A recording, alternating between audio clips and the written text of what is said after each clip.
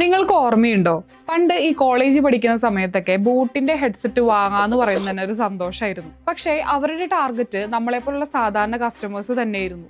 വെറും 3 ലക്ഷം രൂപ ബഡ്ജറ്റും 5 എംപ്ലോയീസും മാത്രം വെച്ച് തുടങ്ങി ഇന്ന് ഇന്ത്യയിൽ 700 കോടിയിലധികം മൂല്യമുള്ള ഒരു ബ്രാൻഡാണ് ബോട്ട്. ഈ 2016 ടൈമിലൊക്കെ സോണി, JBL പോലുള്ള എക്സ്പെൻസീവ് ബ്രാൻഡ്സ് ഹൈ എൻഡ് കസ്റ്റമേഴ്സിനെ ആയിരുന്നു ടാർഗറ്റ് ചെയ്തിരുന്നത്. പക്ഷേ ചീപ്പ് സൈഡിൽ ലഭിച്ചിരുന്ന പ്രൊഡക്ട്സ് ഒക്കെ ഭയങ്കര ലോ ക്വാളിറ്റി ആയിരുന്നു.